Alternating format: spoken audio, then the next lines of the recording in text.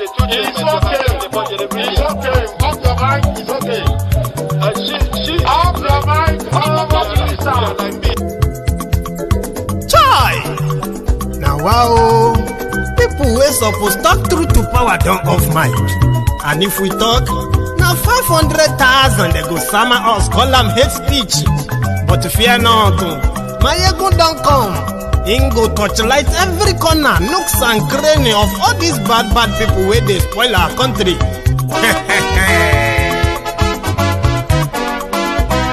So my people make we loud, oh yo yo. Maiyegun don't come, oh yo yo. My people make we shout, oh yo yo. Maiyegun don't come, oh yo yo. Maiyegun don't come, man of the masses, oh yo yo. Maiyegun don't come, oh yo yo. Maiyegun diary politico, oh yo yo. Maiyegun don't come, oh yo yo. This one not the off in mind, oh yo yo. Maiyegun don't come, oh yo yo. And in the touchlight every corner, oh yo yo. Maiyegun don't come, oh yo yo. Okay, some people be they holla say they want the power. Chai, them be promise us say we go get light and power. Them hustle sote they can't get the power. But now they know they do anything with the power. Every day, dollar just they get the higher power over naira. See them talk say make we off mind, but thank God say Maiyegun don't come. So my people make you loud, oh yo yo. Maiyegun don't come, oh yo yo. My people make we shout, oh yo yo. Maiyegun don't come, oh yo yo. Maiyegun don't come, man of the masses, oh yo yo. Maiyegun don't come, oh yo yo. Maiyegun diary politico, oh yo yo. Maiyegun don't come, oh yo yo. This one not they off in mind, oh yo yo. Maiyegun don't come, oh yo yo. Person where they do evil, no one make person talk. Them say that Maiyegun, that man too they talk. He too they talk. Say Maiyegun diary, he they hot like pepper. But every day then they take money in bulk. Woman picking they the street they hawk. Still them talk say make we no talk. But thank God say Maiyegun don't come. So my people make you loud, oh yo yo. Maiyegun don't come, oh yo yo. My people make you shout.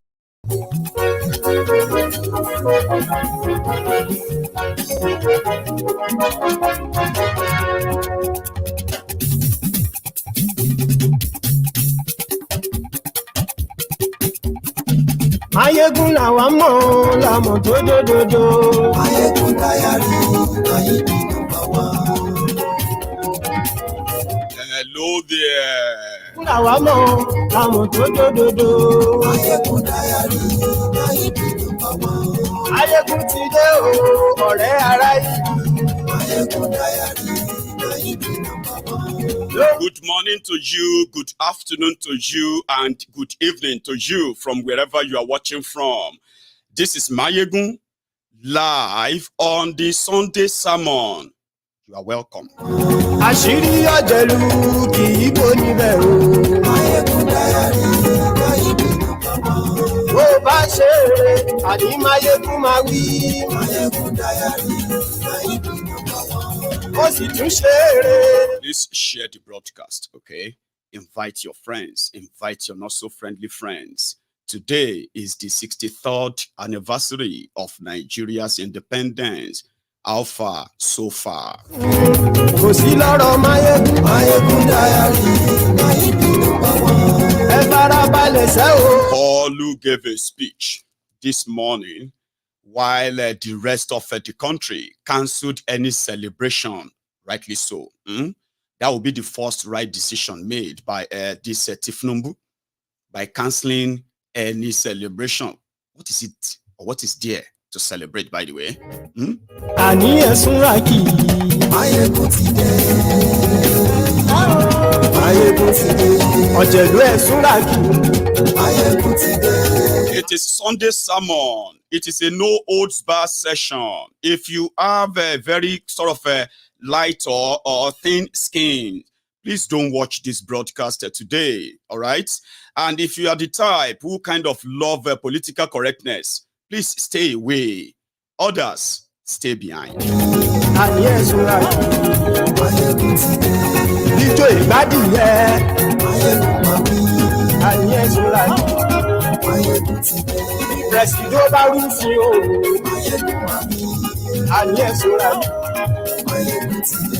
gómìnà kówó jẹ.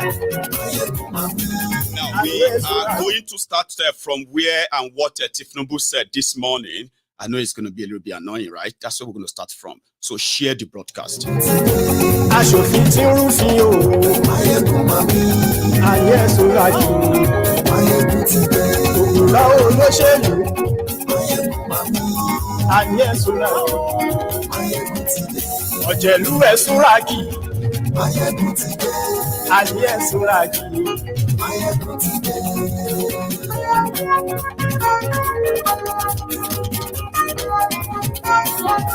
Maiyegun ti dé.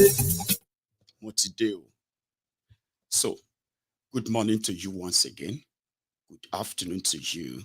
And good evening to you from wherever you are watching from. This is Maiyegun, the GO of the Temple of Truth, live. You are welcome to October. Let me first kind of congratulate all of you who made it to October. And, well, rest in peace to those who couldn't or who didn't. One way or the other, whether Nigeria happened to them or other things, okay? So you're welcome to October. You see, this October is the month where, you know what they call Begede? We now take, we kind of catch fire. This is the month that will determine how strong is Tifnubu's cabal and how much capture they have captured Nigeria. This is the month that is going to chart that call. That reality. I hope you are ready. Whether Nigeria is going to go into a violent revolution, or whether Nigeria is going to begin the journey of total balkanization, or whether the owners of Nigeria, the current owners of Nigeria, the cabals, the criminals running things, whether they have actually completed the takeover. And all of these are just the side attraction. This month, October, we decide a lot. To start with, the Judge Maldonado of Chicago District Court has ruled that all records of Kolu must be released tomorrow, Monday morning, when they wake up, bam, in America. As in, a lot of us are going to plug in into the Chicago State University data they want to release, whether they were those we've seen before, or if there were more. If there are more, we are going to find that out tomorrow. This month, the FBI of America said out of the 70,000 documents they have on Tifnubu, they will release 2,500 of them. So starting from this month, whether Chicago State University release or not, right? You have the blockbuster coming from the FBI. Who is this man? Where did he come from? How did he last this long? Well, we do have answers to some of them. He lasted this long because Nigeria is a crime scene.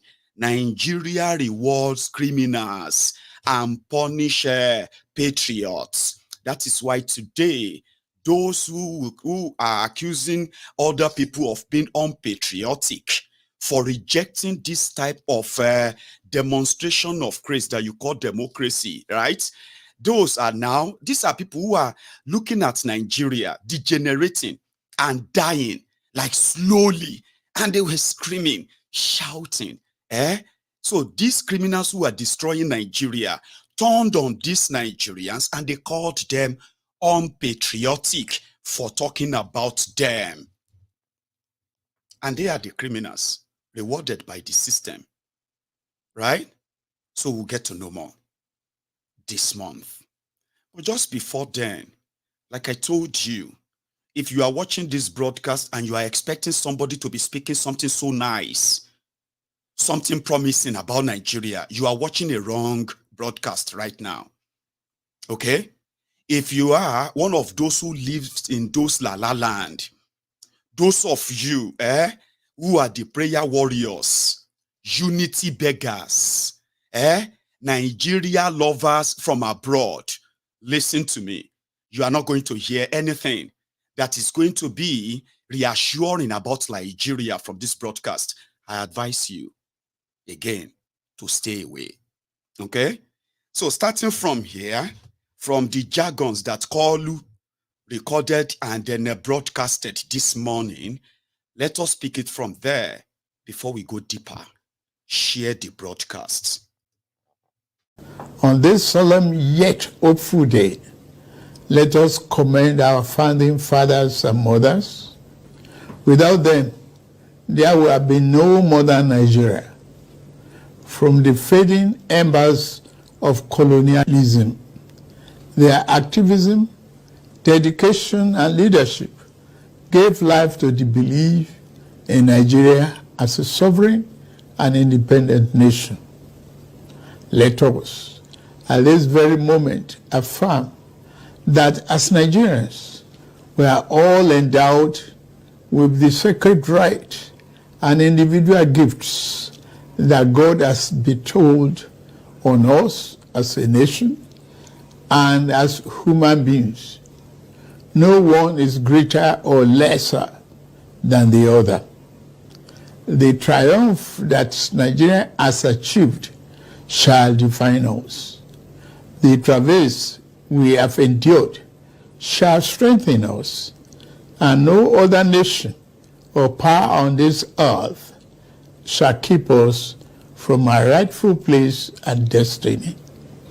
This nation belongs to you, dear people. Love and cherish it as your very own. Nigeria is yours.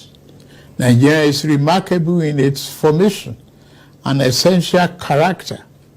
We are a broad and dynamic blend of ethnic groups, religious, tradition, and cultures. Yet, our bonds are yet intangible, strong, invisible, yet universal.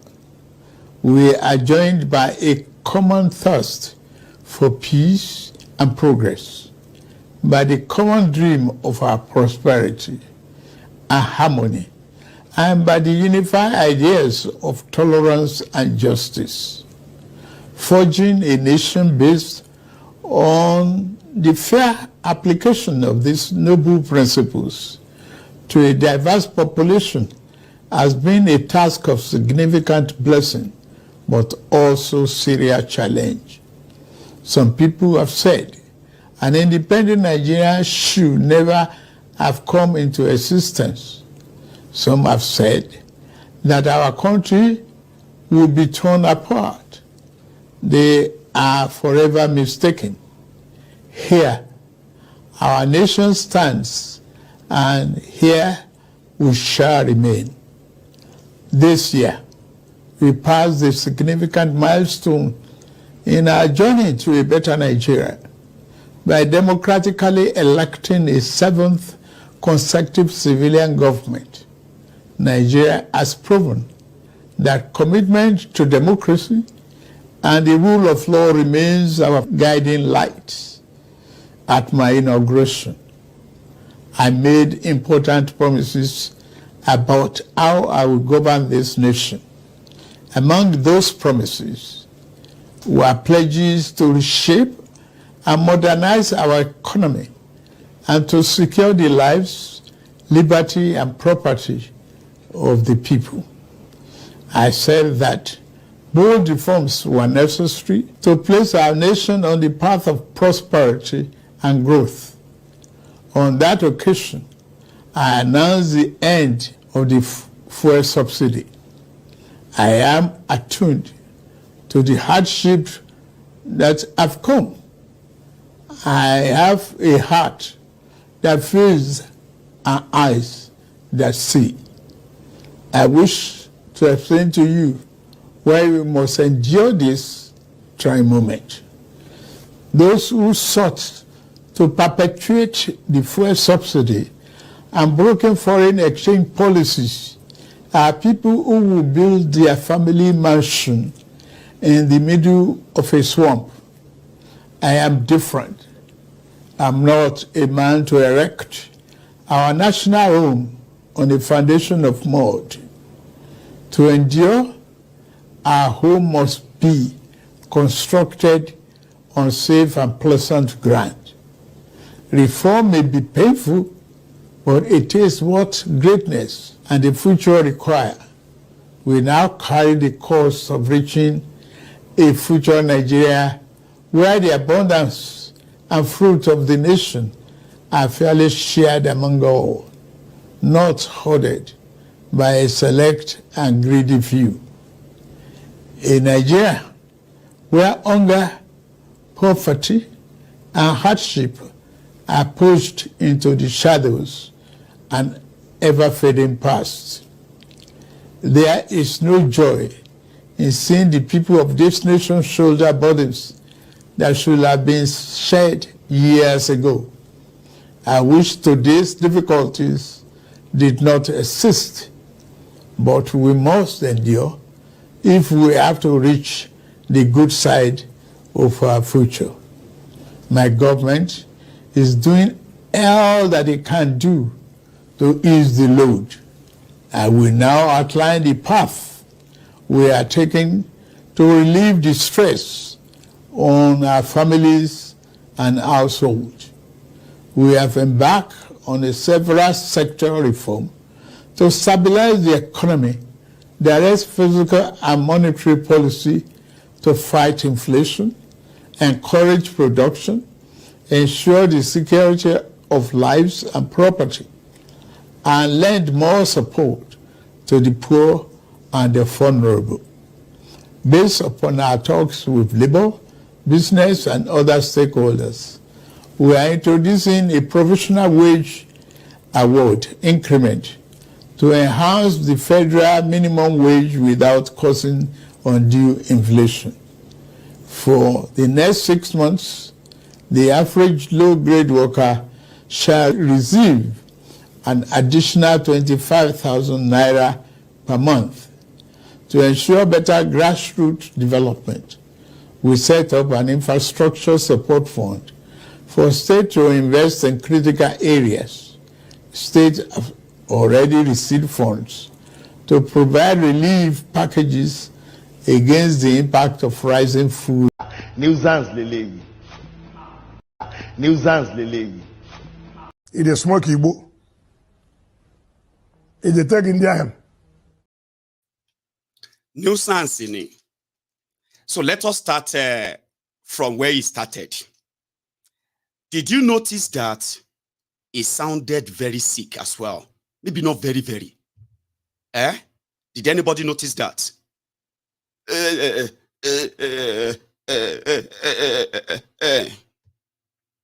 Then he started talking about justice.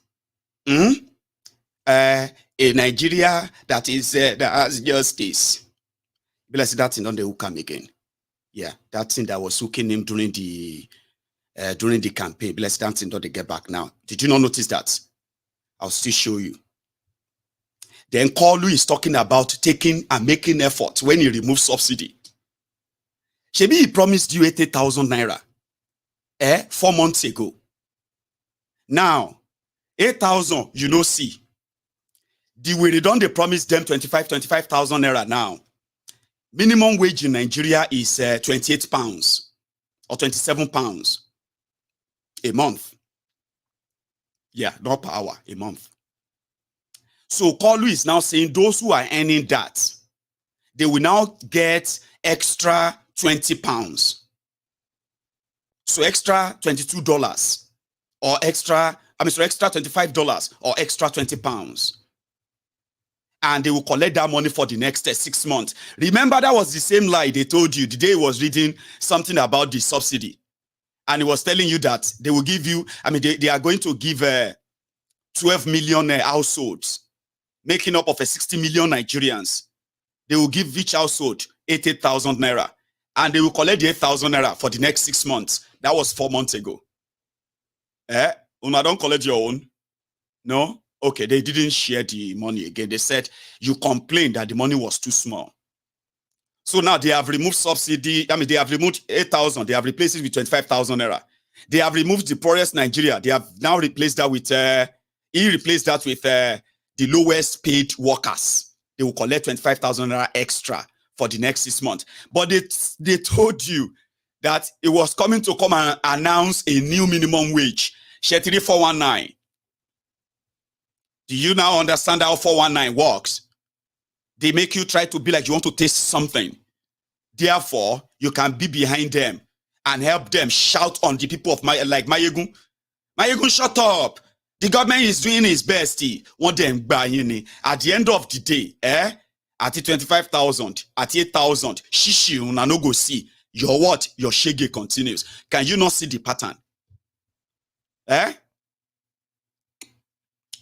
There is more, he said, though. I haven't started the program yet, though. This is us just trying to let Kalu drop all the word salad, the blah, blah, blah, blah, blah, blah, blah, blah, nonsense, just for the record. Then we can then begin to fire. The Sunday sermon is today, right? Continue. Buses will operate at a fraction of current fuel prices, positively affecting transport fare. The new CNG conversion kits will start coming in very soon, as all hands are on deck to fast-track the usual lengthy procurement process. We are also setting up. I told you to please pay attention to the way he speaks. That video was recorded. They recorded the video after smuggling him into Nigeria 2 nights ago. Sure you get, when he got trapped in Nigeria, ended up having to be a jelly agunton jeboda. That was what Ifnubu turned to 2 nights ago when they were trying to smuggle him into Nigeria, or they would have caused war between Nigeria and Niger, because once they could not shoot him down from the sky. And Niger. So when he finally, I think they actually smuggled him back as well, in a way to come and record a video. And after that, they will tell you he's going on vacation. He's going on a rest. The way he's sounding, he know well. That thing don't come back. Watch again. Buses will operate at a fraction of current fuel prices, positively affecting transport fare.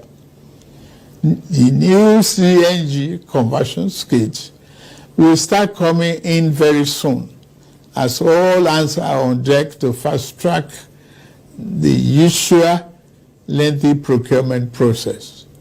We are also setting up training facilities and workshops across the nation to train and provide new opportunities for the transport operators and entrepreneurs.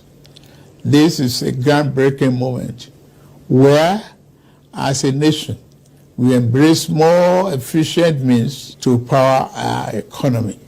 In making this change, we also make history. I pledged a thorough house cleaning of the den of malvisions the CBN has become. That house cleaning is well underway. A new leadership for the central bank has been constituted. Also, the special investigator will soon present its findings on the past lapses and how to prevent similar recurrences. Henceforth, monetary policy shall be for the benefit of all and not the exclusive province of the powerful and wealthy. Wise tax policy is essential for the economic fairness and development.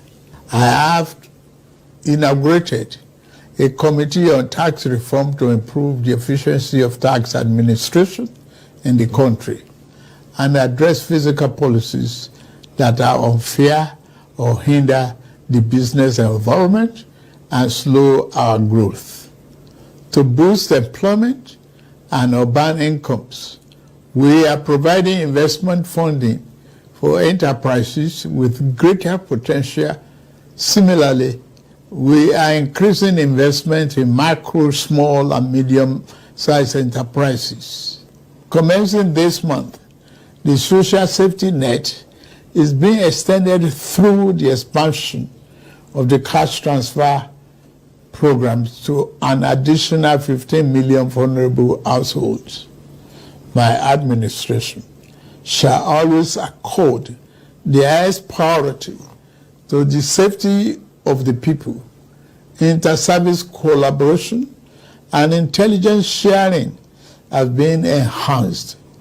Our service chiefs have been tasked with the vital responsibility of rebuilding the capacity of our security services. Here, I salute and commend our gallant security forces for keeping us safe and securing our territorial integrity. Many have paid the ultimate sacrifice. We remember them today and their families. We shall equip our forces with the ways and means needed to perform their urgent task on behalf of the people.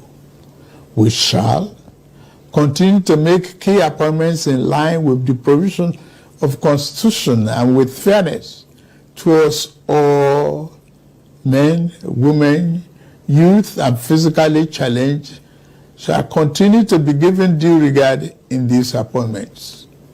May I take this opportunity to congratulate the National Assembly for its role in the quick takeoff of this administration through the performance of its constitutional duties of confirmation and oversight. I similarly congratulate the Judiciary as a pillar of democracy and fairness. I also thank members of our dynamic civil society organizations and labor unions for their dedication to Nigerian democracy. We may not always agree, but I value your advice and recommendations. You are my brothers and sisters, and you have my due respect. Fellow compatriots, the journey ahead will not be navigated by the fear or hatred. We can only achieve our better Nigeria through courage, compassion, commitment as one indivisible unit.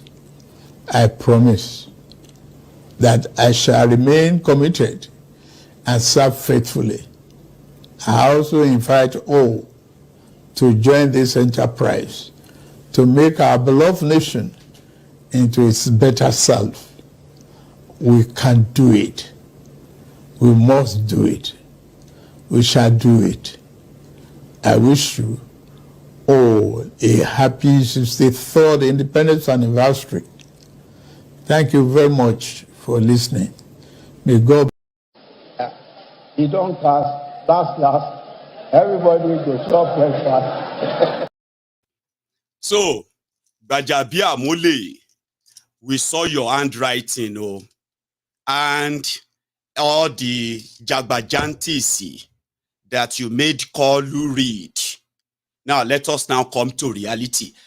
For now, whatever you have heard, I want you to take them off your mind straight away. Like, just kind of pretend that you never heard any of that. Sure you understand now. Because none of them is true.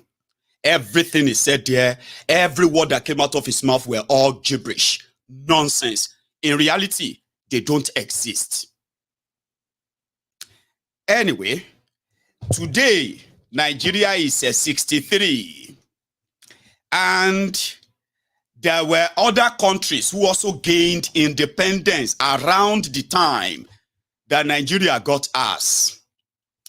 And there were also other countries who also pick up same time when Nigeria got our independence, who are now far gone.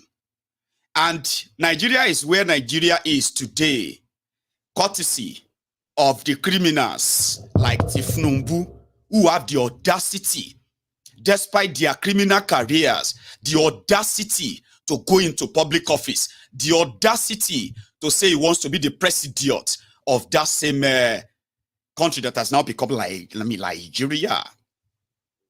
Today, 63 years after independence, the former drug lord, the former bagman for heroin traffickers, is the president of Nigeria.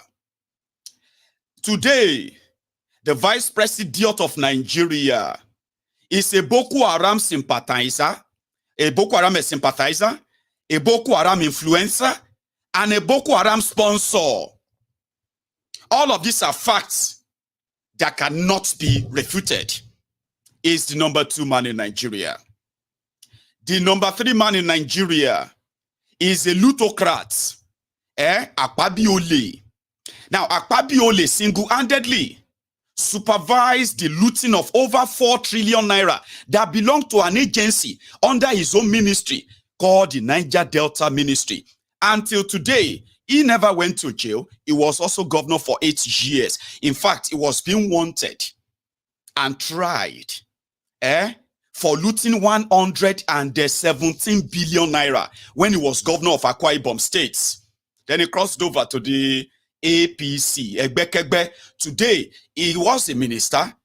Then he looted further. Somebody who stole 100 billion. Instead of going to jail, he was rewarded with a ministerial post under these criminals. Then 4 trillion gone missing.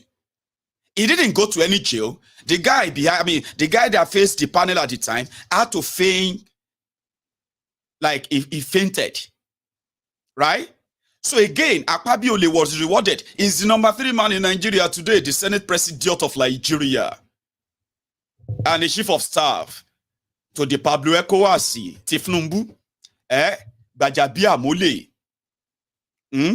is the most powerful man inside the Tifnumbu's rotten kitchen cabinet, and you can smell it from far. He's a thief that lost his own practicing license.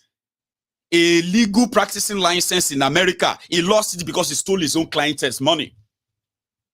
But in Nigeria, he became speaker. He stole more money. Stole his own colleagues' money. Money they gave to them to share. He stole that. Then he was rewarded with the chief of staff to the president, Pablo Ekowasi, state capture to deep Pugani. Then you have the judiciary. You have the police. You have the Daura Secret Service, service that turned to Dokwemu stupid service. Then you have a country that is a textbook definition of a failed country. That's what Nigeria is. Now, in layman's explanation, in 4 months, in 8 years, APC made more Nigerians poorer. That's a fact. In 8 years, APC killed more Nigerians. That is also a fact. In 8 years, APC enabled terrorists to kill Nigerians, to kidnap Nigerians. That is also a fact. And for these 8 years, no single person is standing trial for any of this crime. That is also a fact. So in 8 years, APC turned Nigeria to the poverty capital of the world. That is also a fact.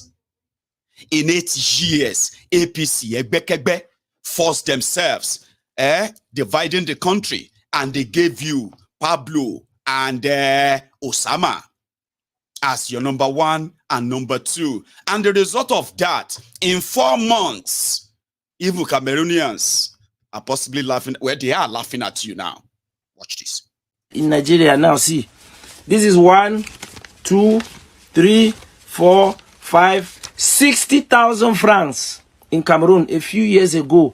Used 20,000 naira. Only 20,000 naira was 60,000 francs in Cameroon. It means Cameroonians going to Nigeria was like traveling to Europe. We're making money. Now, only just a few months into office, it is 15,000 francs that is equal to 20,000 naira. That means, in fact, naira has fallen from the top right down until now. It is Nigerians who are in Cameroon and now abroad. So we are giving free visas. If you're in Nigeria and you want to travel, no need to go to Europe. Just come to Cameroon, because the way the Naira is going, soon the Naira will be lesser than Indonesian rupees.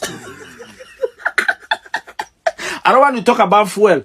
I don't want to talk. See, some people are now using gas as fuel. I'm just saying, we are sorry. You know, we are all Africans. We must lend help to one another. If you want to cross over to Cameroon, just come. Yeah, just come. I have a pepper farm. After these 8 years, if you people don't have sense, then you will never have sense. If you like. What's going on, Judiciary? What's going on, Judiciary? Everybody to propose. Yes. APC destroyed Nigeria, and they are not ready to take responsibility. Oh, it's your fault. Oh, it's that one's fault. Oh, you need to wait. It's coming. You need to endure all of these sacrifices. We need to make sure that we come, you know, all those stuff they keep telling you, that just like Bokoharam told you for straight 8 years. Today, if you think the rest of Africa don't know how vulnerable Nigeria has become, then you are more than, you are stupider than I actually thought. If you are a typical one Nigerian, a unity beggar, and you think the rest of the world, Africa, they don't know what has happened to Nigeria economically, and others, then maybe you are more stupid than we actually thought. Nigerian leaders are like accursed people, but they are not alone. They also have foolish enablers who are the citizens that actually fuel their existence.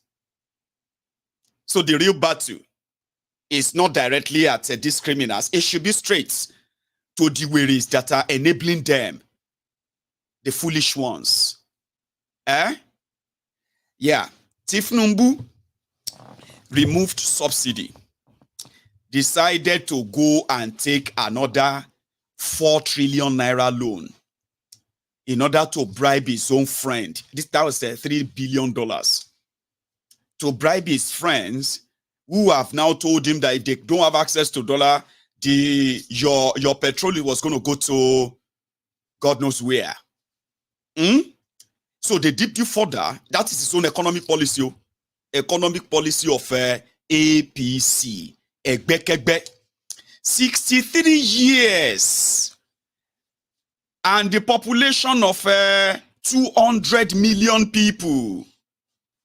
My people, the accursed leaders that have been existing or that have contributed to the ruining of Nigeria, combination of all of them could only give Nigeria 2,000 megawatt of electricity for 200 million people in 2023. And they are working on the economy. They are working on this and that. And you believed them. Oh, gogo. No matter how old you are, if you are a fool, Baba, you will be a fool. Because you see, foolish people, as we say, as we all know, foolish people also grow old.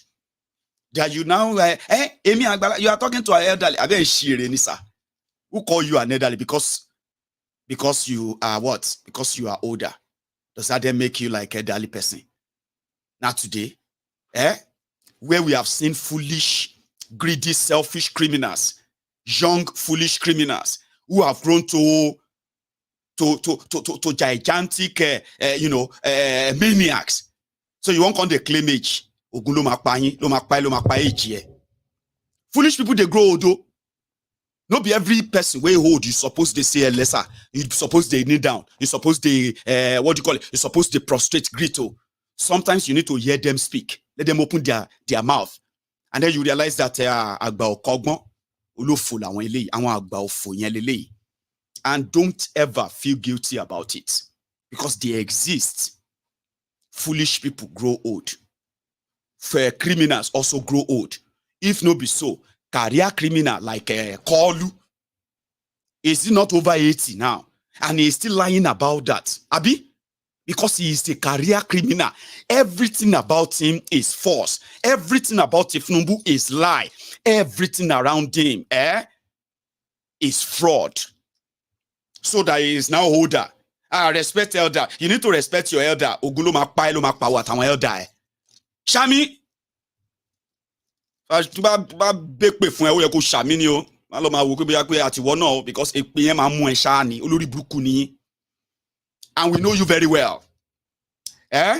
How you can turn things around and then begin to actually attack the victims of your irresponsible criminal leaders. We know that.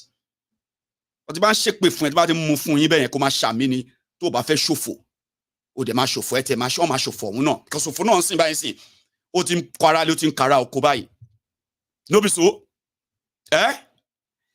So, Nigeria of 63 years, no electricity.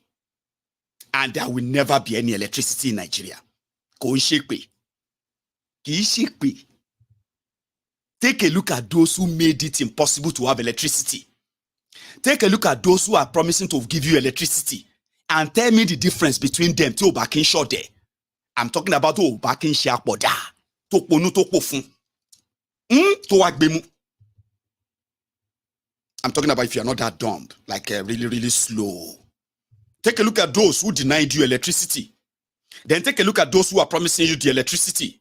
And then tell me any difference between them. 63 years of the ant of Africa. G-ant of Africa.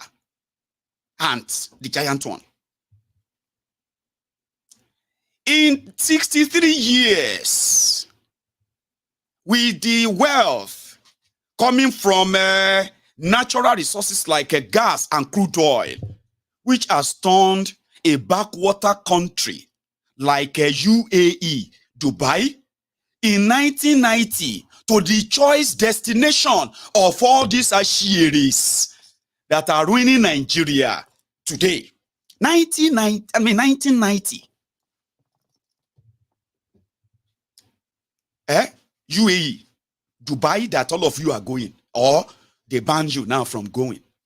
As at 1990, Dubai be like a Morocco in Lagos. Dubai be like the slum of Lagos that you have, that your Lagos that you call mega city, the mega slum. They were very, very poor until the black gold surfaced in their own deserts. The same desert that used to be a curse to them suddenly became a blessing. Dubai or UAE, they are so rich right now that they can artificially make rain fall in their country, on their desert. Nigeria cannot drink clean water. 63 years after independence, Nigerians have no access to clean water provided by the government in their own country. Dubai, as at 1990, Nigeria was already how old? 30 years old as at 1990. Abi? 1960. 1990. Which means Nigeria has gained independence. They've had a chance of utilizing their resources to better our future, to better our lives. And generations like myself and those who came after me and those that are coming after them, those before us, they would have met a functional country that is indeed home that you can call your country. They didn't do that. 30 years. Then from 1990 to year 2000, then year 2020, 30 years after 1990, that Dubai is now taking in stolen money from Nigeria. There are Nigerian criminals who will never provide electricity, provide healthcare, provide education, provide good roads, provide infrastructures that actually looks like that of Dubai. They are taking the money for the road, money for the hospitals, money for the schools, money for this, money for the security. They are taking them to the same Dubai now to buy multi-million dollars property. Why they left Nigeria to remain as that backwater 63 years. I mean, A military chief, Buratai the Butcher, the former chief of staff of Nigerian Army, who was also sent to Benin Republic as an ambassador. Buratai the Butcher, who was meant to defeat terrorists in Nigeria, became so rich that he bought for his 2 wives properties that is over 40 million US dollars. Is there. The fact is there. Under Bokoharam, the criminal. You know what they said? They said Buratai the Butcher was a snake venom merchant. Orueju. They say Buratai the Butcher uncle. He may be a general. He may be a civil servant. Do you know what? Do you know what it takes to become a chief of army staff? Do you know how much can you say? So chief of army staff get $40 million to buy properties in Abuja. And Olori Brukuni, without people like you speaking for them. These are people that are supposed to be in jail. Nigerians are being slaughtered and killed like they don't have any government. Okay? The people who are supposed to keep them safe, they are using the money to buy properties abroad. The same victims of that insecurity, they are on social media saying, "My friend, do you know how much money? Do you know how much they said a liter of snake venom?" They said Buratai the Butcher is a snake venom merchant. They said he has a snake farm somewhere in Sambisa. And those snakes, if you know amount of venom that they produce for them every day, we don't know any name of that.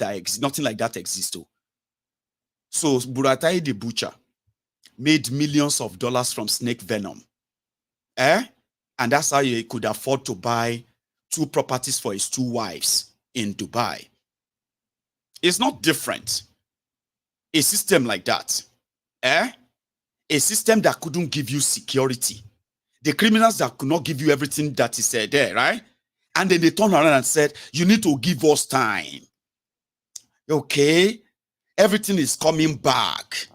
We are working very hard to give you electricity 63 years after independence. We are working very hard to give you an economy that is actually going to create jobs for the young people, the army of unemployed and mostly unemployable youths of Nigeria. It's coming. They keep giving them. It's coming. It's coming. You need to be patient. It's coming. And you are seeing them gambling away your lives right before your very eyes. And it's kind of really shocking sometimes to say, wait till they take all these people down. This poverty is strong. This fear is strong. And on like that, you keep wondering. 63 years after independence. One ashiri like that. Last night, after the end of that broadcast last night, I went onto Facebook and I decided to go and read some of the comment. Unexpectedly, it didn't take long before I saw this woman, One Shiri, that I probably didn't have time to kind of research on. You know what she said? Out of all we discussed on the program last night, right? She was like, "What is the problem of all of you people? Why don't you come back home to Nigeria and come and make the changes here instead of you sitting abroad? You people are the problem." I was like, Sheribai. Somebody who removed subsidy, thrown your economy into a chaos, loss of jobs, loss of businesses, loss of revenue, including the value of your currency. That one is not the problem. Okay? Now, people wait there abroad, they are the problem, and they should come back home. Nobody is coming back home. Listen. The truth of this is this. You are shearies that are always peddling this kind of narratives. Day by day, the Nigeria is happening to you day by day, one by one, as they will say, they go, one by one, they go, one by one. Shege that they are unleashing on you is naturally decimating you. It hasn't really sort of reformat you enough to have the courage of fighting back. But you see that strength of defending them. Day by day, it is drowning. Why? Hunger, no be anybody's friend. And you can pretend about everything. Alaye, you cannot pretend about hunger. Maybe for a while, it won't be for long. Somebody said, Maiyegun, we barely see all this Buhari idiot that turned to bat idiot, the Lagos Abobaku anymore on your show. I said, oh, ebi long pa monomonoku. Ebi long pa monomonoku. Monomono is a snake. Now hunger they kill him. Sure you get? He go starve and starve and starve and starve to death in silence. Ebi lo ma pa won ku. Iye to ba gbon nu won will begin to start speaking out and say, Omo, I me ologun delay o. Because I have told you before. You see the criminals, accursed leaders that you have in Nigeria. They are the people, or let me say they are the architects of your Ogun Idile. You know what we call Ogun Idile? That is what others call the village people. Hey, my village people. My God is bigger than you, village people. My village people nearly killed me today. Village people nearly destroy my marriage. Village people nearly destroy my ideas. Village people nearly made me have an accident today. Not the road, terrible road and all of that, right? So, a lot are now realizing that this Ogun Idile and the rest of them, the creators of your Ogun Idile are the same criminals who are wearing Babariga and Agbada.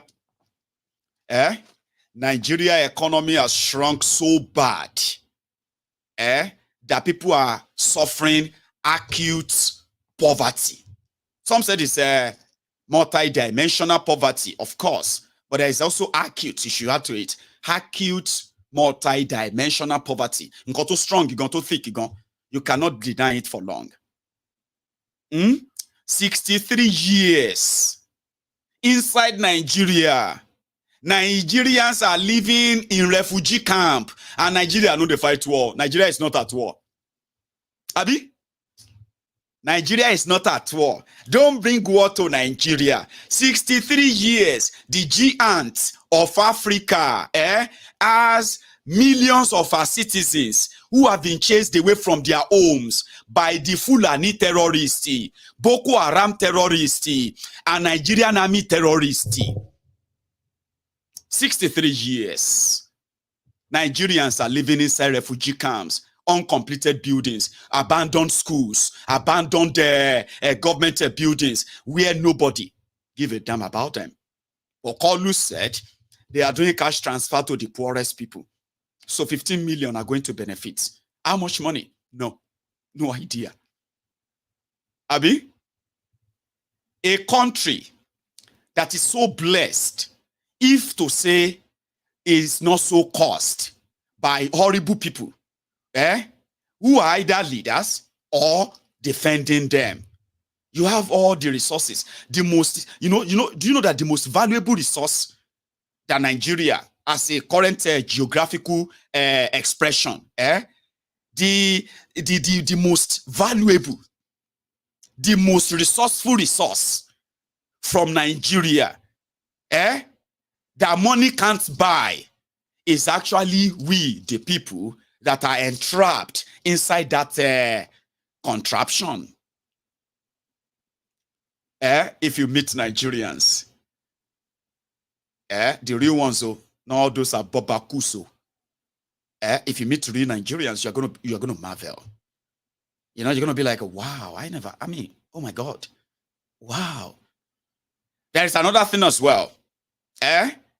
When you see, what do you call it? When you see Nigerians who are excelling, breaking records, when they left Nigeria, breaking barriers, in science, okay, in business, all right, in what do you call it? On so many fronts. And then somebody say, I'm from Nigeria. Oh my God, you're from Nigeria? The best resources from Nigeria is not the crude oil. It's not your natural resources like stones and all those things, right? No. It's the human. And these guys, for 63 years, they decided not to invest a single dime in that same people, in that same Nigerians, until everybody had to kind of get out.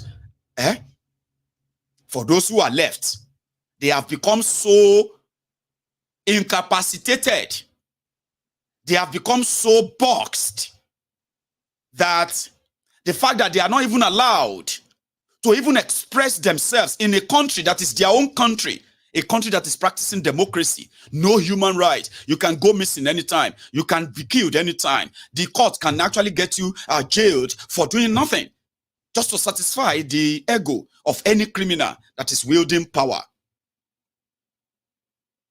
That country, led by rogues and criminals. And I'm talking about those who are back there too. So the situation has gotten to a stage whereby Nigerians have been forced to live like they were not independent. Nigerians have been forced to bottle up their frustration because they can't express themselves without being killed or labeled something before they will get them incarcerated, jailed.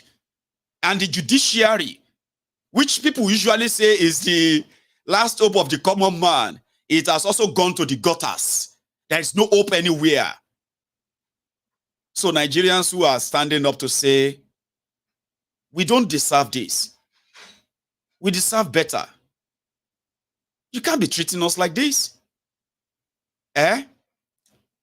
Those ones have now they know what they signed up for. It's like intentionally putting your own life and your everything on the line and risk it all, because it shouldn't be. That's not. That's why. That is not what it should be. This is not a military rule, Abi, but they have turned your democracy to militocracy, unitary system. So the democracy there is just a ruse. Civilian coup is what has been taking place, where people have no real choice. They have no real say. Even if they make them feel like they have a say, then they cut them short. It is the rule. So a lot of people are so angry right now. Angry. Because they can't express themselves. They can't say anything how they feel. They can fight back in a system that says they can, but they can't. You know what I mean? Everybody is angry. But a lot of them don't even know why they are angry. How angry at who? 63 years of independence. 63 years. So if they ask you, that this Nigeria, is it worth saving? For example, saving for who? For the criminals that are milking her right now, to the detriment of the rest of us, right? To whose advantage is the continuous existence of Nigeria in the way it is currently formed? It is not in any of us' interest. No. But it's become so more kind of laughable, and at the same time, heartbreaking, when the criminals, the rogues like Tifnumbu, that spent years lying to these same Nigerians that they were progressives, with progressive minds, progressive thoughts, progressive policies, things that are really, and what are the progressive policies? Number one of them is rule of law, where you know what is rule and what is law. Violating them, what does that mean? So because they were never progressives in their doings, they were progressives. So as progressives, they stole the dreams of millions of people, that they sold the bubble of they had the solution to Nigeria's problems years ago. They were shouting restructuring, restructuring, restructure this country. If you don't restructure this country will go to civil war someday. this country will never attain progress. This country will never see unity. This country will never see peace. Restructure this country.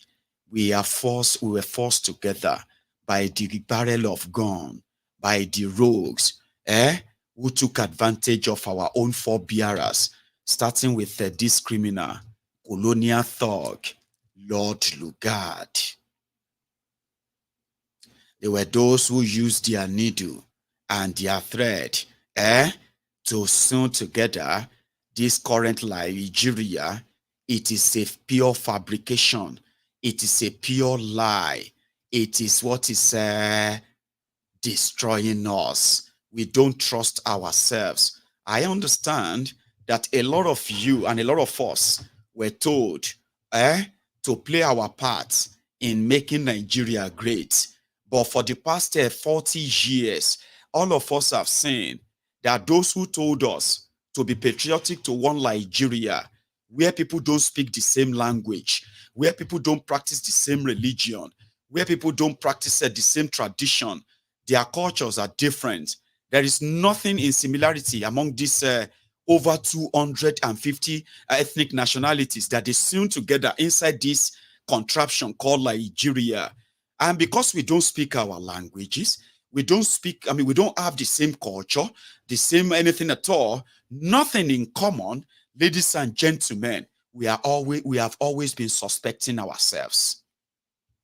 We have never, I'm talking about those who have shown it to us, had the chance of building a diverse society, a society where that you speak different language, that you speak, you practice different religion, you are from different part of the place, you all share something in common, and that is humanity. And in that humanity, your human right is yours. It is God-given right. You can determine how you want to live, how you want to be governed, what kind of country you want, and the rest of that. If that liberty is taken away from you, then you are not a freeborn. You are not a free person. You are just a psychologically enslaved and happy slave. And that trajectory is what the owners of Nigeria are still very much sustaining. A structure of hate, a structure of division, a structure of suspicion, a structure of looking for a structure of a distrust, whereby we have always been suspecting ourselves. When I say something, they say, he's a Yoruba man. I don't trust Yoruba men. Can you blame him? Of course not. We are doing our best to make you trust a Yoruba man, because in this contraption, if all of us want to get out of this contraption, this quagmire, I'm talking about this asylum that lunatics have taken over the affair. Ladies and gentlemen, we need ourselves. You cannot hate a Yoruba man. You cannot hate an Igbo man. At this point, you can't even hate a Northerner. You can't hate a Fulani. You can't hate an Hausa. You cannot say you don't want this or that. You know something?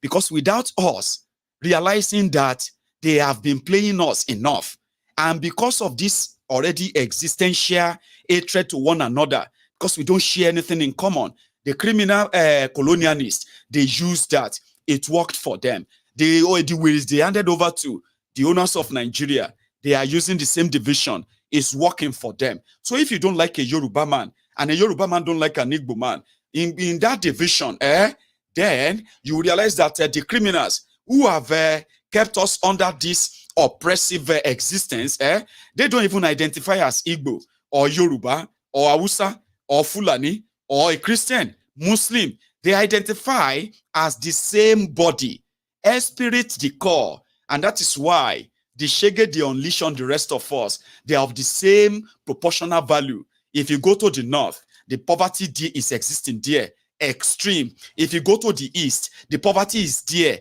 existing, underdevelopment, and all of that is there. If you go to the west, you will see the poverty, you will see the underdevelopment, you will see the frustration on the face of an average person. If you go to the Niger Delta, where the golden goose that laid the golden egg that these criminals are sharing up there, the story is the same. Our oppressors are united. It doesn't matter where they come from, While you and I are setting the boundary, I can never sit with you.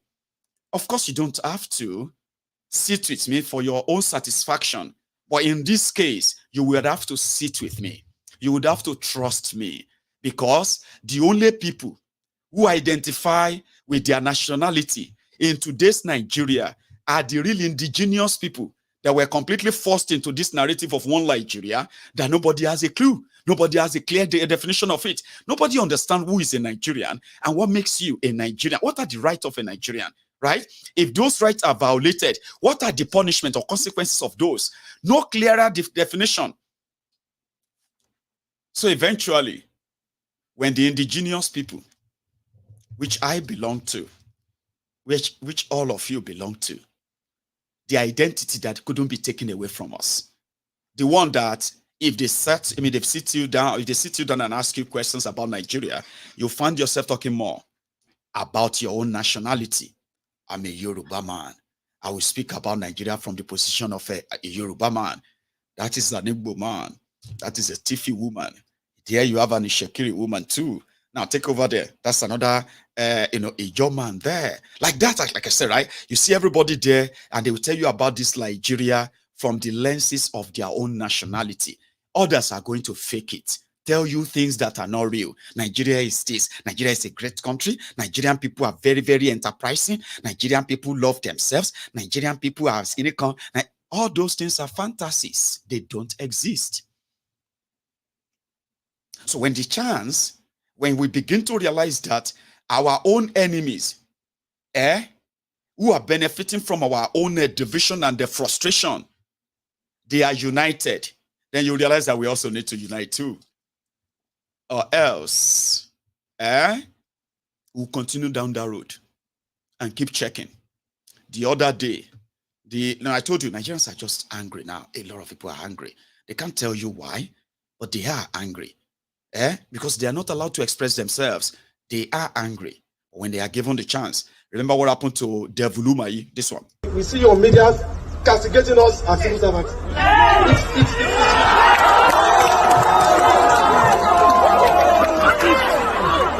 It's unlawful. Whether you like it or not, civil servants are the most respected citizens in this country. Without civil service, this country cannot move forward. So you are saddled with responsibility of an administrator to fix Nigerian roads.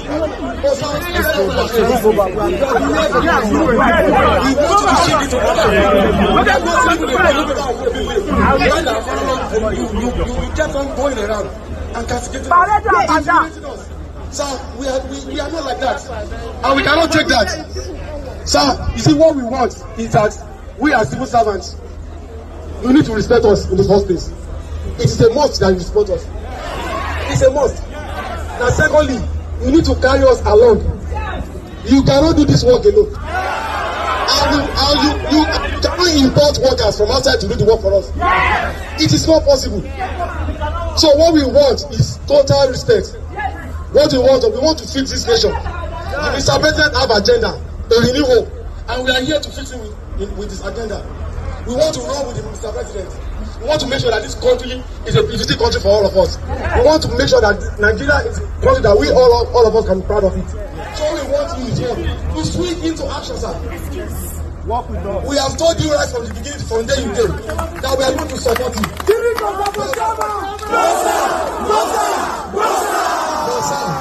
We support you in this manner. Like I said earlier, you can't play to that before the horse. You can't get a good result. If you had told us earlier, and told us your grievances, then we'll be able to pass it across to our members. And once we pass it, anybody that now default, like I said, they are laying down rules and regulations in the same service. You give query. It's one of them. You don't just come and say, lock the gate. So we are told with due respect, this is not state. This is not.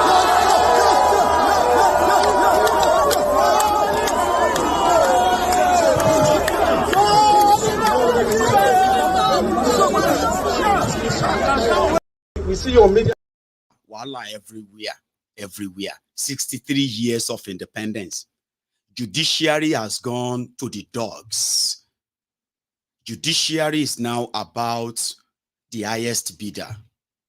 For the first time in my life, something I didn't sort of see coming.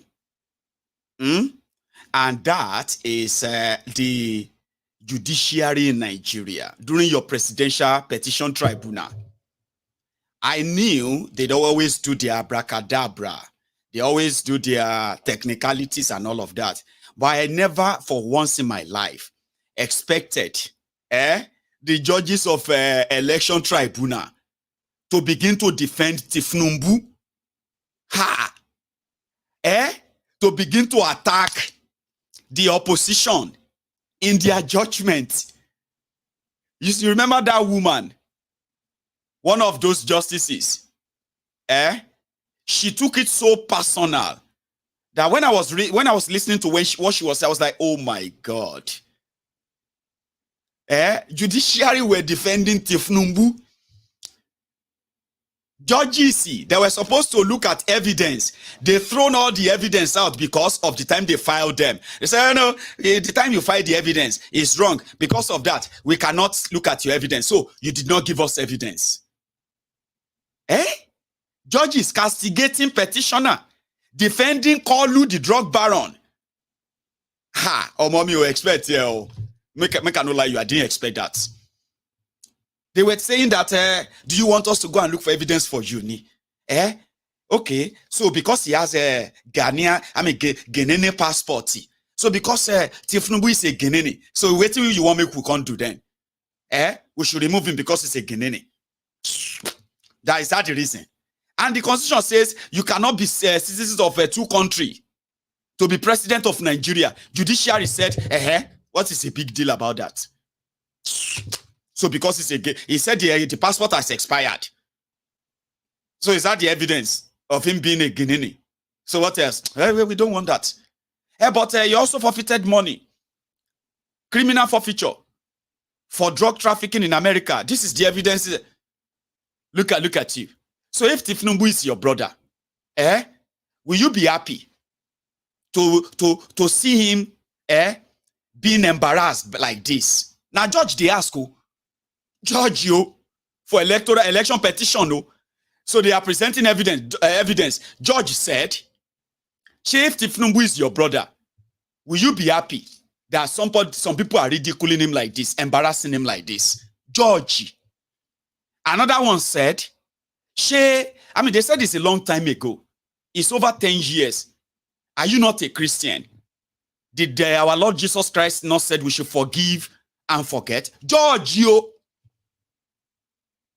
They talk about evidence and said, don't you have any spirit of forgiveness? Mugbe.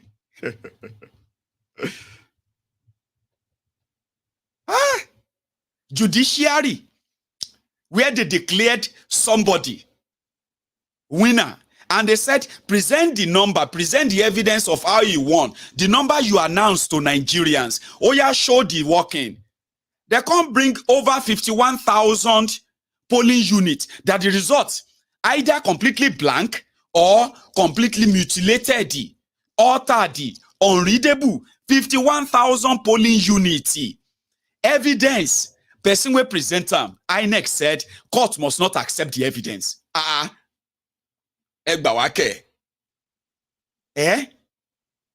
They say give them evidence to prosecute their case. INEC gave them the evidence, the result. They took the result to the judges. My lord, look at all these documents. Look at all this evidence. Look at this and that. Listen, number one, INEC said we should not take that evidence from you. And moreover, the time you brought this evidence, we think say it's the wrong time. Okay? We cannot look at it. Therefore, no evidence. My lord, INEC no stamp. See, now INEC stamp. See the dates, but my lord, now them. Sorry. No evidence. No evidence, okay? No evidence. They started reading the judgment.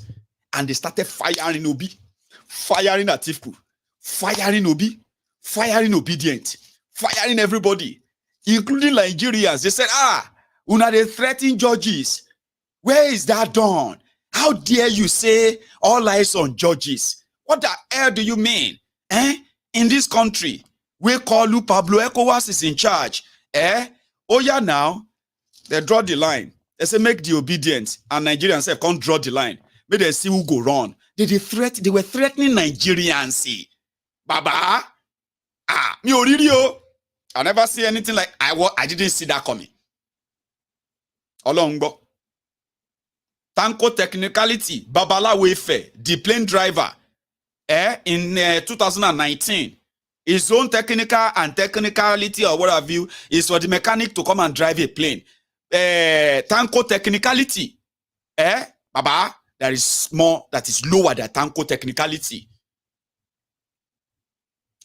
Judiciary, Juditon sharing. So where is the hope? You are going to wait, you see, this time next year, if Nigeria never start the process of that national conversation to say, she we still won't be here or we no won't be here. Media start time, by this time next year, you are still going to be crying for no electricity. You are still going to be crying from poor infrastructure. You are still going to be screaming under poverty, extreme one. By this time next year, when Nigeria turns 64, if you have not japa and you are not dead, you will be in Nigeria watching Maiyegun like this. And then you will remember today that he said it last year. He said next year we will be crying again, lamenting. Baba, next year don't Jesus. Maybe we're better in time, break up Nigeria to save lives. When we say that, it sounds so brutal. It sounds so sort of absolute. No. Listen, we are not stupid like your leaders. Okay? Those of us who are asking that break up Nigeria to save lives. I am going to explain that to you because we are not as stupid, or should I say, we are not as or we don't have the criminal mindset like that of your criminal leaders who have made names and fortune from criminality and ruling and ruining you. To break up Nigeria, is a process that must be initiated for those who claim to love Nigeria. Nigerians are going to be continued to be killed, kidnapped. Nigeria is 63 years old today.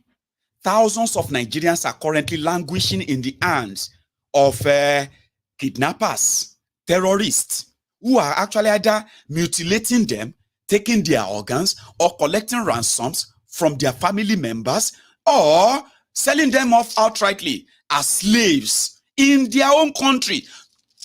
2023.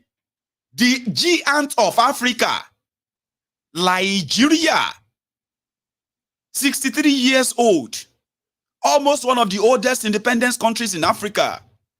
Ladies and gentlemen, you do not need any soothsayer to tell you that they have to initiate that conversation. Call it any name. National Sovereign Conference, restructuring conference, whatever other things you want to call it. You see, in that conversation, right? I have said this before. And this is the best one. And a lot of people watching me right now, they will be saying, Nigeria cannot break that way. I know. Don't share farabale. So that they will not say, now you they call for war. You see, when you talk about violence and the people that actually promote violence, that uses violence in the case of dialogue, it has always been the government. They have always been those that are easily triggered. When they see a crowd that they did not call out, they are triggered. They begin to wear warlike gears, give guns to their policemen and others to start shooting people instead of having a chat. They don't. They are the ones who always uses violence. So don't let us put the wrong foot forward. Okay? So that it doesn't sound like we are just charlatans, loose talker, imaginary, enthusiast or so. Just so they know that we know that the breakup of Nigeria is in two phases.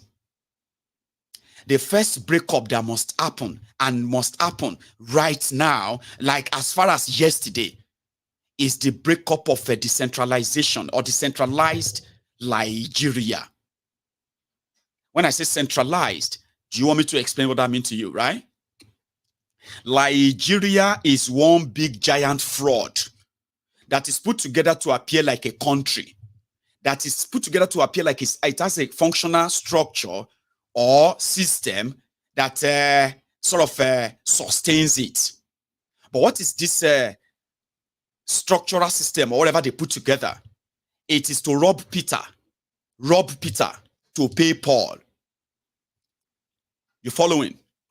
They developed a concept to take all of the revenue resources, every major revenue earners, and then the natural resources, land here, middle, everywhere, belong to the central government of Nigeria. So therefore, whatever they make from that goes straight to them. And on behalf of the rest of Nigeria, the federal government of Nigeria will then share the money accordingly. Now, let's now go to sharing. The region that actually produces over 80% of the money that Nigeria and resources that Nigeria currently lives on is the southern part of Nigeria. And the biggest part of Nigeria by land is the northern part of Nigeria. The owners of Nigeria over time, since they were those who had the pencil and the eraser and the paper, Nigerians became nothing but a pencil and paper in the hand of the northern criminals and their southern counterparts. So they decided to start using that biro and pencil and paper to now divide that Nigeria and our resources sharing formula. The reason why Nigeria is existing today is because the southern Nigeria produces over 80% of the resources. The northern part of Nigeria is presented to have produced over 60% of the population. Therefore, the sharing formula will go straight to the biggest population, not the biggest revenue earners or contributors. This is what you call robbing Peter to pay Paul. This is the real reason you have one Nigeria. If you take that out, there will be no more Nigeria. More than the northern Nigeria and the middle belt part of Nigeria. Northern Nigeria has about 9-10 states. The middle belt part of Nigeria has about 6. Yeah, about 13 states. 12. The middle belt has about 6. That makes it about, 13 and 6, making it about 19 as the demarcated. Look at this thing here. Like the colonial thug, Frederick Lugard did, right? You see the ones on the top and the ones on the south. Usually, the people from the south, they are more than the people of the north. Yeah? But when this owner of Nigeria, who uses Nigeria as a pencil in their hands, they decided to redraw the map of Nigeria. So they now put the people of the Midwest, the middle part of Nigeria, the middle beltans, they now carve them and they push them to the north so that it can increase their own sharing opportunity. That became the sharing formula of Nigeria. More local governments are in northern Nigeria than the southern Nigeria. More states are in northern Nigeria than the southern Nigeria. And then more resources are in southern Nigeria than the northern Nigeria. When it comes to the sharing formula, the northern Nigeria will take the chunk. It took the people of Niger Delta, it took them at least 9 to 10 solid years of pipeline bombing, kidnapping of oil workers in Niger Delta before the owners of Nigeria finally agreed to give them 13% derivation from their own crude oil. So it took them a fight before they could give it to them. And when they paid them their 13% derivation money, it didn't go to the people that actually deserved it. It went straight to the hands of the owners of Nigeria, Niger Delta branch, the criminals that are comfortable with the way the whole thing is, as long as they're getting their own share. That is Nigeria in a nutshell. The day there is no more money to share. And you know, other thing is this. When the money for crude oil probably is not forthcoming anymore, Nigeria has the population, has all those resources, and they have allies out there, which means those allies out there, knowing what Nigeria has, not to benefit Nigerians, okay, but to benefit them, so they were willing to increase the credit of Nigeria. Therefore, the owners of Nigeria, the ruiners from northern Nigeria, those who actually really destroyed Nigeria, the northern criminals, they decided to turn Nigeria to a collateral, and they started borrowing in the name of Nigeria. And the money went to where? To their own private pocket. Who are those who are going to pay the debt? The rest of Nigeria. How? Austerity. Austerity through devaluation of your money, devaluation of your economy, increase in poverty, increase in unemployment, a destruction of businesses. But guess what? Nigeria is just the collateral, is the asset. They can use her just for anything, as long as it continues to exist. If the oil stop flowing, they will use the rest of you to borrow money. Today, 63 years of Nigeria existence, every Nigerian living right now, I'm not talking about those who are dead though, living, is currently owing God knows who, those who borrowed Nigeria money, all right? We are currently owing over 400,000 naira because of these kleptomaniac criminals. That needs to stop. A conversation needs to start. And that conversation will start from the first breakup of Nigeria. Break up the central. Nobody needs to go to Abuja before we can decide our fate in our own different region, right? That is the first start. And to do that, you have to do away with that fraudulent 1999 constitution. It is the willing power, the tool, the military tool that this, these criminal civilians are using. Now they can plan civilian coup every now and then. Their court is going to certify it, and you can then go to heaven and report to God. All of these are going to continue to make it inevitable for the breakup of Nigeria. Now, if this conversation can start in all sincerity, with all honesty, which I believe they won't start it, even if they make a move to say, oh, okay, we are going to call for national dialogue, blah, blah, blah, blah, blah, blah, they will never be sincere about it. So that is why I said you should calm down. Let's tell them that we know peaceful way of breaking up a country that is shocking on its own, on its own stupidity caused by the accursed leaders that you have in Nigeria. Before Nigeria shook and die, because when that happens, right, we are talking about a civil war. And listen to me, in case if you don't know, anywhere where corruption is legal, you know what will happen? Underdevelopment will be the order of the day. Sure you get? And where the corruption continue to thrive, poverty will increase. And where poverty exists, crime exists. Okay? And in today's Nigeria, and with what these criminals have done, trust me, Nigeria tick every box in this regard. So, one day go be one day go be one day go be one day, where monkey go market and he no go return. One day go be one day. And that will be the time that nobody will have any control over anybody. This will be the spontaneous reaction to a situation that would then have been completely out of hand. Nigeria is headed there. Your prayer cannot prevent it. If not for the God's prayer, Nigeria would have exploded. No, it's not God's prayer. God's prayer, Nigerians have been, you know what I mean? Nigerians have been traumatized. Nigerians are scared. Eh? And it is not just now.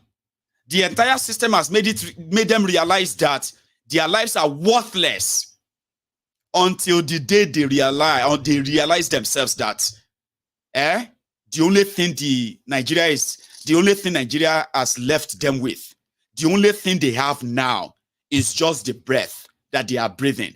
Everything else is gone. There's absolutely nothing to glorify you as a Nigerian. That day, you will know that it is not God that is keeping Nigeria from exploding. Can you blaspheme against God? Only sky daddy. Leave God out of it. We know why it is what it is. Where the criminal pastors see, Olori Buruku Afas and Imam and Alaji and Alajas, who are using the same religion to hoodwink you, to further put you in that state of fear, state of uncertainty, where you are scared all your life. The day you are no longer scared of them, is the day you realize I no be God. In fact, do you know what God wants you to do? You know, I be Gio too. I am Baba Gio of this temple of truth. And you know, if you say what I tell you is not the truth, that means you are calling my caller, the person that called me. Okay, be like say myself, I don't miss Yan. Nobody called me. I mean, call myself. Sure you get. So there's no point in blaspheming against whatever. But I'm just saying, with what I believe and the truth and the faith and the congregation that I have here, I have the personality of your GO, the general overseer. Do not say anything about what I say, like dispute it that way, because what God wants you to do is to go and grab all of these known criminals. Sure you get, grab them, drag them outside. Maiyegun DSS, don't worry. He that lives in you is more powerful than the one that lives in them. I am saying that to you. That's exactly what God wants you to do. God does not want you to blame him or tell him that he's the one that is keeping the contraption together. It is not God. I have told you, when we discuss this kind of thing, no, they bring down your sky daddy to it, because to me, now your sky daddy they bring. And don't pretend and tell me that Maiyegun don't talk like that about God. I have any. Shall have power to sky daddy any. To matter Nigeria. What is the difference? Between you and those who are saying you should pray for Nigeria?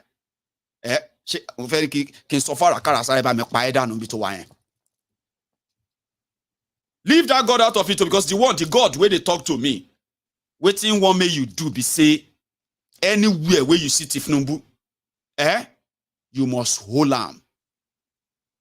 Somebody said, if you have a chance of sitting one-on-one with Tifnumbu right now, what are you going to say to him? I said, well, I was telling myself, I was like, you know what I mean? Like, I read that somewhere, and I was like, what am I going to do if I see Tifnumbu right now? Well, I don't want to tell you, because what I'm going to do is not good. You know what I mean? I'm just going to be like, okay, I'll tell you. Fine, I'll tell you. If I see Tifnumbu right now, I'm not going to ask him about Nigeria. What's he concerned? I'm just going to say, Kolu, are you okay? And if he asks me, like, what do you mean? What do you mean if I'm okay? They pretend say you get a hair problem with your dementia. Are you okay here, internally? And if he says, yes, now, I'm very okay, are you sure? I will just move to Ram, pull his shirt, drag him up, and say, anybody will want say he won't face Nigeria problem, is supposed to get stamina. So if I check him up like that, 2-3 times, if he stand, I'll come out and tell all of you, I say, Omokolu are okay, how strong did you believe law? Kokolokpolo ni o. Okpolo ti ku everything, but when it is son. You are being led by an half-dead, lifeless addict. And what are you telling your children? You are telling them that is what? Mandela. Abikile and Sofa money. Eh? So you're going to tell your children that this is Mandela. Abikile Maso. Eh? Abi King Jong-un. Anyway, like I said, I didn't want to tell you what I was going to do because somebody said, well, they asked somebody and he said, if I see Tifnumbu, I go beat her. No, you cannot beat Agbalagba. And you ask me, see what I go do one-on-one. Nobody did, everybody know did Abi. But why? He said, I go beat her with the frustration with go on in my life, with the frustration of this economy, with what they have actually, you know what I mean? I was like, okay, fine. That's why you will never probably be one-on-one with him. That's why I will never be one-on-one with him. Can you move my back on Luso? Eh? Must sit down with somebody like this and say, very intelligent, sir. Number one, this one. And we are competing with armed robbers and the bandits to recruit from the youths who are unemployed. 33% unemployed.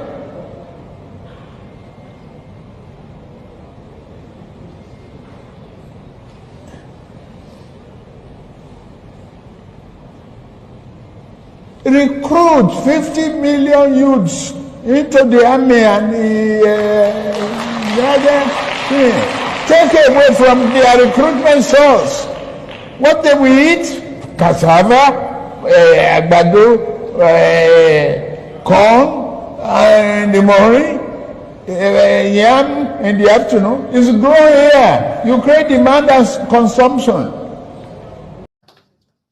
I don't want to sit here and reveal all my strategy. I am the first speaker among the three of us running. So they will spy on me. So you will have a limited answer here today. Another day you can bring me back. But that's...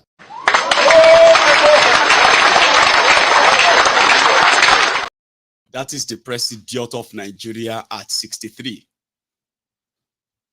8 years of your lives were stolen by this APC. Egbekegbe. Another 8 years. You are on the journey of another 8 years. And you think it's going to be that easy? Eh? Because the second they're breaking up of Nigeria, if you care, if anybody cares, and that second one should actually be the only one. And that is, you need to call this national convo. Let the people come and say if they still want to be part of this Nigeria or not. Shomokwe, another second peaceful option, yeah. That's another second peaceful option. No? Eh? Oh yeah, the Igbos.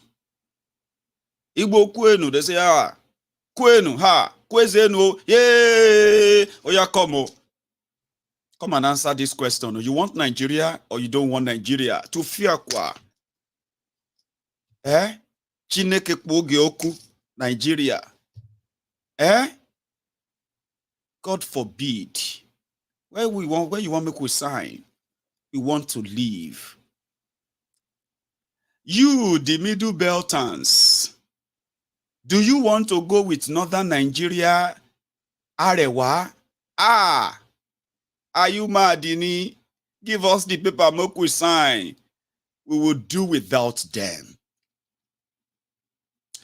The Yorubas, as long as a lot of you will be so shocked that Tifnumbu doesn't represent the Yorubas. And I kind of feel, insulted sometimes.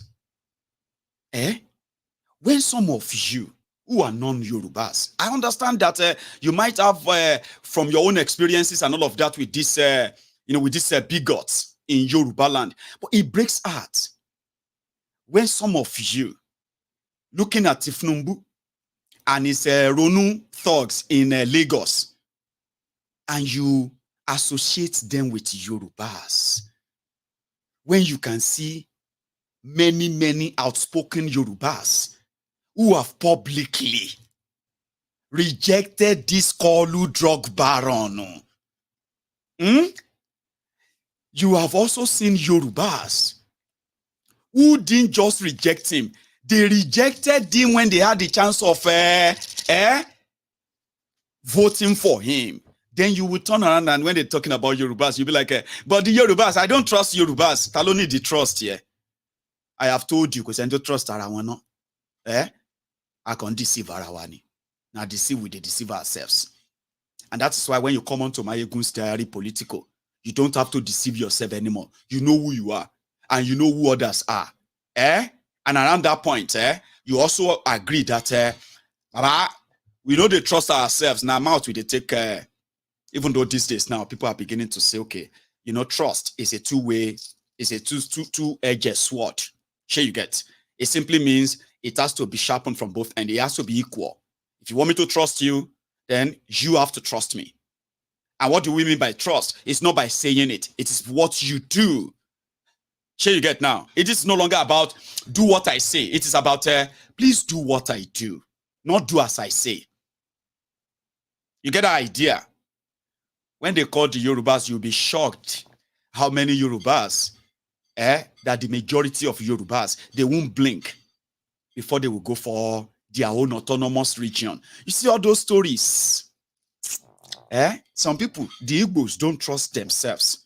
The people of Ebonyi, they don't trust Anambra. The Anambra people, they think say they are the best Igbo than the Abia people. They think say they are better than Enugu. All those talk, they have always been the normal political talks that they have planted. It is part of our division. It is part of the reasons why the conversation like this are almost never concluded. Because politically, for decades, they've planted those divisions, those rhetorics, and all of those conversational points like that. They've planted them in Yoruba land. They will tell you, the Yoruba minority. What do you mean by Yoruba minority? The Igbo minority. What do you mean by that? A Yoruba man is talking about the Igbos, and he's talking about the Igbos division. An Igbo man is talking about the what do you call it? Say, an Igbo man is talking about the divided Yorubas, the minority. Kilo coin, what concern you? How do you know? I mean, who are you? To explain to us if we have minority, or who is minority, or who is majority. Same thing in the other part of Nigeria. I'm just saying that all these rhetorics, they've always been there. But if a conversation doesn't start, all those issues will never be addressed. And that is why it is called a referendum. So, referendum. You know what is called referendum? Referendum is when everyone would have a say. It is going to be a season of referendum. You see, those who have told you Niger Delta is different from the Igbos. Of course, we know the ethnic nationalities from every part of Nigeria. But there is something they call the similarity, proximity, sharing of this tradition, food, language, and other things. And then the closeness to one another. You can form your own country. We are going to have our own Niger Delta Republic. Calm down. We are not part of Biafra. Calm down.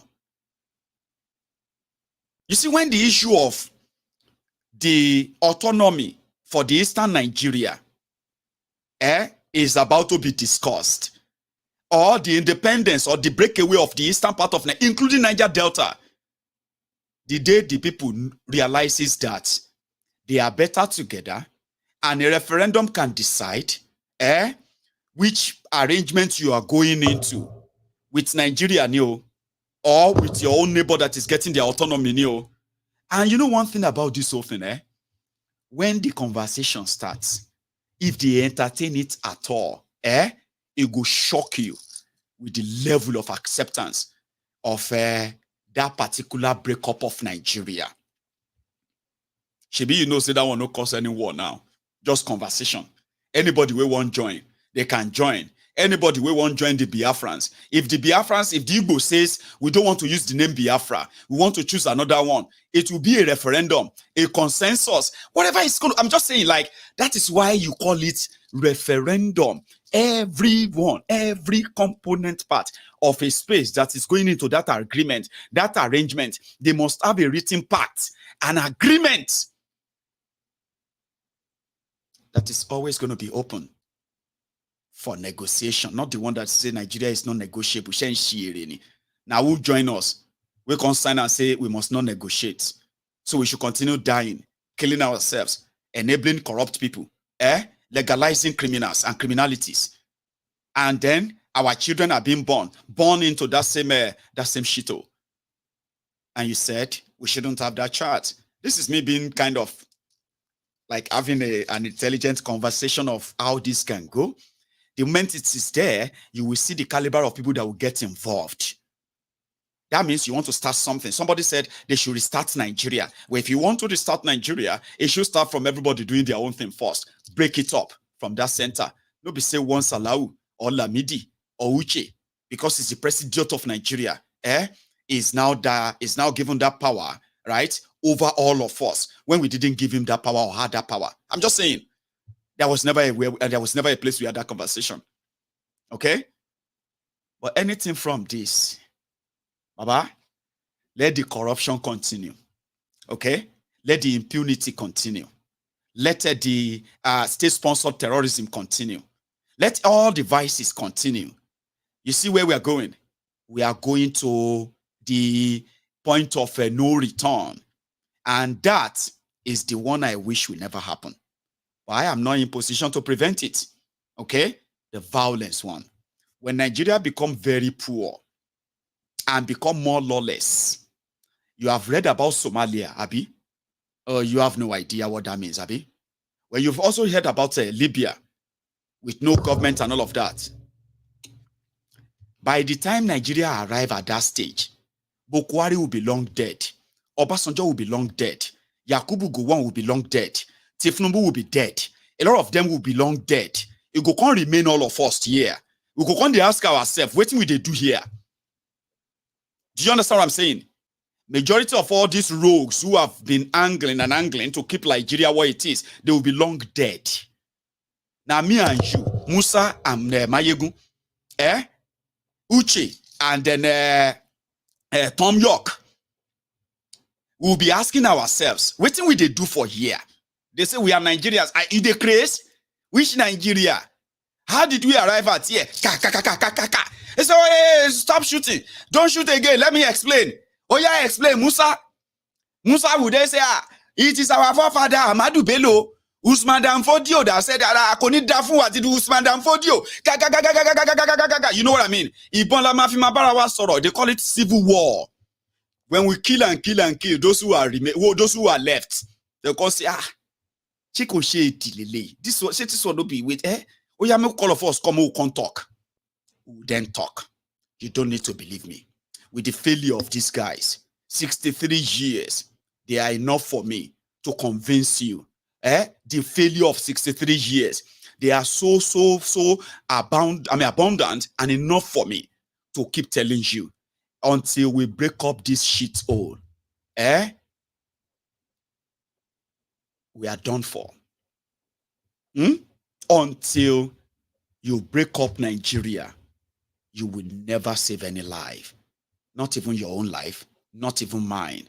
And remember this, the criminals who have put us in all of this, who want us to appear like we are unpatriotic, they are the most unpatriotic humans to ever live. Okay?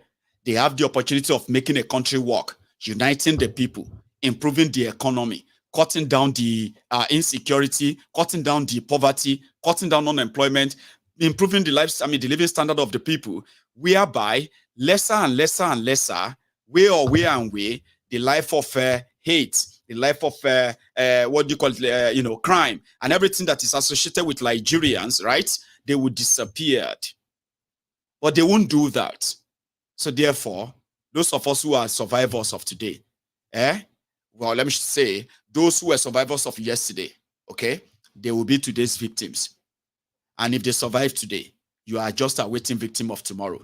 And that's how what our life will be like every now and then as this contraption continue to exist. Until then, happy, happy slave day. Because nothing is independent in Nigeria.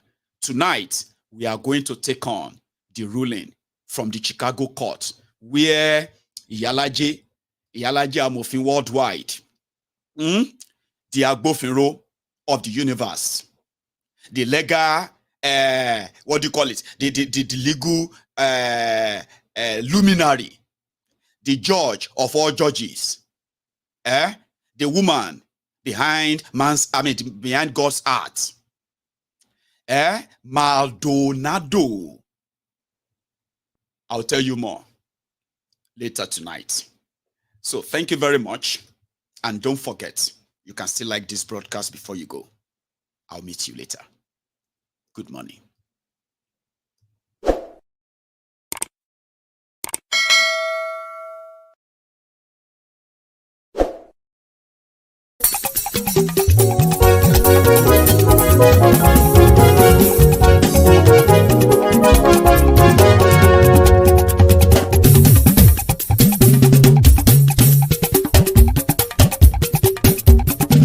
Maiyegun làwa mọ̀ làmọ̀ tó dòdòdò.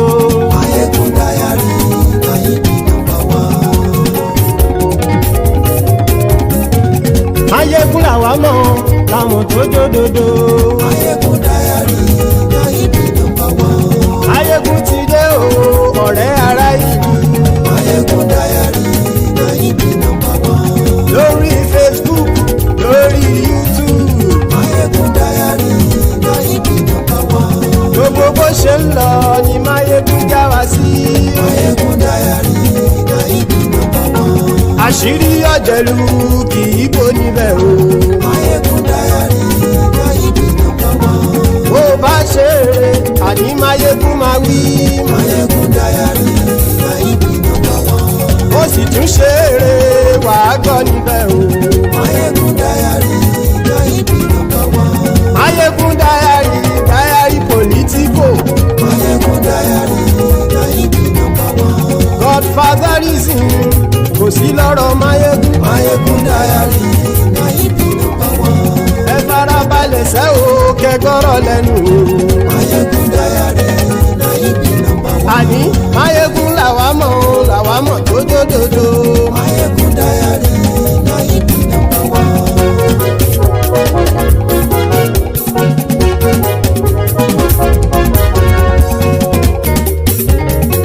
Àní ẹ̀sùn ràkì. Maiyegun ti dé. Maiyegun ti dé. Ọ̀jẹ̀lú ẹ̀sùn ràkì. Maiyegun ti dé. Àní ẹ̀sùn ràkì. Maiyegun ti dé. Lórí Facebook. Maiyegun ti dé. Àní ẹ̀sùn ràkì. Maiyegun ti dé. Lórí YouTube. Maiyegun ti dé. Àní ẹ̀sùn ràkì. Maiyegun ti dé. Bọ́ bàbá gbé wúrẹ́. Maiyegun máa wí. Àní ẹ̀sùn ràkì. Maiyegun ti dé. Ijó ìgbádìyẹ. Maiyegun máa wí. Àní ẹ̀sùn ràkì. Maiyegun ti dé. Bí pẹ̀sìdó bá rúfin o. Maiyegun máa wí. Àní ẹ̀sùn ràkì. Maiyegun ti dé. Bí gómìnà kówó jẹ. Maiyegun máa wí. Àní ẹ̀sùn ràkì. Maiyegun ti dé. Ọlọ́pàá tí ń gba rìbá. Maiyegun máa wí. Àní ẹ̀sùn ràkì. Maiyegun ti dé. Aṣòfin tí ń rúfin o. Maiyegun máa wí. Àní ẹ̀sùn ràkì. Maiyegun ti dé. Òpùrọ́ olóṣèlú. Maiyegun máa wí. Àní ẹ̀sùn ràkì. Maiyegun ti dé. Ọ̀jẹ̀lú ẹ̀sùn ràkì. Maiyegun ti dé. Àní ẹ̀sùn ràkì. Maiyegun ti dé.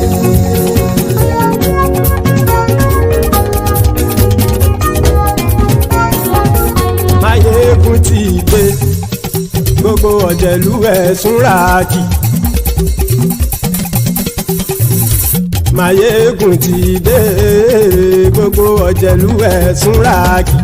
Ṣùgbọ́n ní bá ti ṣe èyí tó yẹ kí wọ́n ṣe, ọmọ bá dèrò ní fi wọ́n níran o. Maiyegun ti dé. Gbogbo ọ̀jẹ̀lú ẹ̀sùn ràkì. Maiyegun ti dé gbogbo ọ̀jẹ̀lú ẹ̀ súra kì ṣùgbọ́n ní bá ti ṣe yìí tó yẹ kí wọ́n ṣe ọmọ bá dẹ́rọ̀ òní fi wọ́n níran. wọ́n fowó bẹ́ẹ̀ o Maiyegun ó sọ pé wọ́n ò bẹ́ẹ̀ wọ́n fowó bẹ́ẹ̀ Maiyegun ó sọ pé wọ́n ò bẹ́ẹ̀ oníkanṣá ti ṣe yìí tó yẹ kí wọ́n ṣe fáwọn ará ìlú tó gbé wọn débẹ̀ o àyè. Maiyegun ti dé gbogbo ọ̀jẹ̀lú ẹ̀ súra kì Maiyegun ti dé gbogbo ọ̀jẹ̀lú ẹ̀ súra kì ṣùgbọ́n ní bá ti ṣe yìí tó yẹ kí wọ́n ṣe ọmọ bá dẹ́rọ̀ òní fi wọ́n níran. kì máa yí ṣe eré ọ̀rọ̀ yìí kì í ṣe ẹ̀fẹ̀ kì máa yí ṣe eré ọ̀rọ̀ yìí kì í ṣe ẹ̀fẹ̀ ẹni bá ti lè lẹ́bọ̀ lẹ́rù o ọmọ bá dèrò kàṣàyè tú wọn síta. Maiyegun ti dé gbogbo ọ̀jẹ̀lú ẹ̀ súra kì Maiyegun ti dé gbogbo ọ̀jẹ̀lú ẹ̀ súra kì ṣùgbọ́n ní bá ti ṣe yìí tó yẹ kí wọ́n ṣe ọmọ bá dẹ́rọ̀ òní fi wọ́n níran. tẹnitẹni ọmọ Maiyegun ọ̀rẹ́ ara ìlú mọ̀mọ́ ni mo fọlọ́hún sọ ẹ̀ bá kìlẹ́bù lóòótọ́ olódodo ìlú ọ̀tá ìlú mọ̀mọ́ ni ìwọ ṣá máa ń ṣọ́ra kò sì mọ́ bẹ̀rù bọ́tà ń lè rí bóníṣègùn lé káwọn mọ̀mọ́ fi ṣera wọn ni ó ti dẹrùn tí wọn ò gbọ́dọ̀ sì mọ́ bẹ̀. èèpo ọ̀bọ lọmọ bá dérò tàjẹ́ ò gbọ́dọ̀ jẹ́ ó ti jọba lórí àbínú ẹni kò sì mọ́ bùyà àìsíwọ́lu ní ẹnìkẹ́ ìgbódì ẹyin lábàrá o ó kó ẹni tó bá dán wò á kàmù. Maiyegun ti dé gbogbo ọ̀jẹ̀lú ẹ̀ túnra kì Maiyegun ti dé gbogbo ọ̀jẹ̀lú ẹ̀ túnra kì o ẹni bá ti ṣe yìí tó yẹ kí wọ́n ṣe ọmọ bá dèrò òní fi wọ́n níran o. Maiyegun ti dé gbogbo ọ̀jẹ̀lú ẹ̀ súra kì Maiyegun ti dé gbogbo ọ̀jẹ̀lú ẹ̀ súra kì ṣùgbọ́n ní bá ti ṣe yìí tó yẹ kí wọ́n ṣe ọmọ bá dẹ́rọ̀ òní fi wọ́n níran.